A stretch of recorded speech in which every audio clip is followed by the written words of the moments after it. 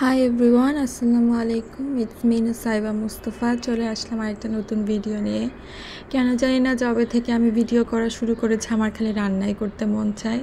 তো সেই দিন সন্ধ্যার সময় আম্মুকে বললাম যে কিছু খাবার সন্ধ্যার সময়, তো বলল যে তুই যেটা বানাতে পারিস সেটা বানা। তো সেই জন্য এখানে আমি ভাবলাম যে দুধ ছিল ফ্রিজে, আর এই পরোটাটা আমি সকালে বানাই রেখেছিলাম। এটা হচ্ছে লাল আটার পরোটা, 3টা ছিল মনে হয়।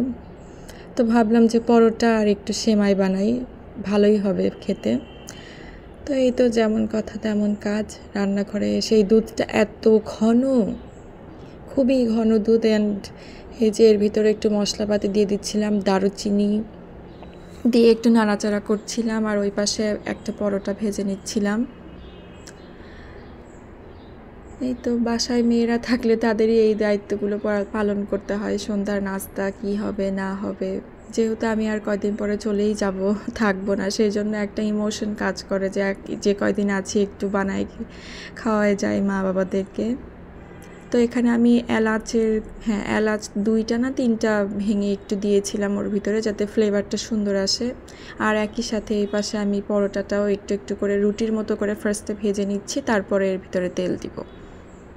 তো এই তো একটু তেল দিয়ে এখন এটাকে সুন্দর করে ভাজতে হবে। আবার লাল আটা বেসিক্যালি আমার খুবই পছন্দ, আমার খুবই ভালো লাগে খেতে।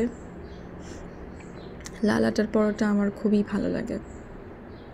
এই তো হালকা হালকা করে একটু চেপে চেপে ভেজে নিচ্ছিলাম।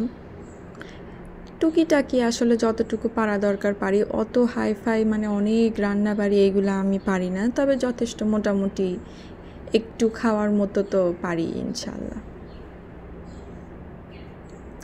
এই তো হয়ে গিয়েছে পরোটাটা ভাজা। জাস্ট চারিদিকে একটু সুন্দর করে হিট দিয়ে নিচ্ছি, যাতে চারিদিকে সুন্দর মতো ভেজেও যায়।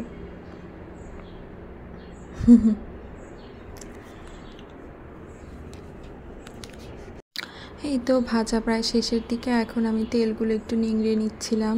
অনেক বেশি অয়েলি খাবার খাওয়া উচিত না, যদিও পরোটা একটু অয়েলি হয়।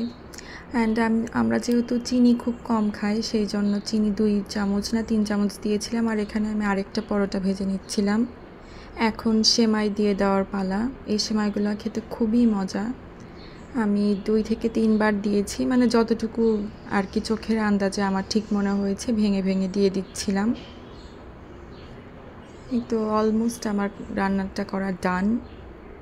পরোটাগুলো ভেজে নিয়েছি, এখন জাস্ট সেমাই একটুখানি দিয়ে জাস্ট সেমাইটা বয়েল হয়ে নিলেই জাস্ট সার্ভ করব।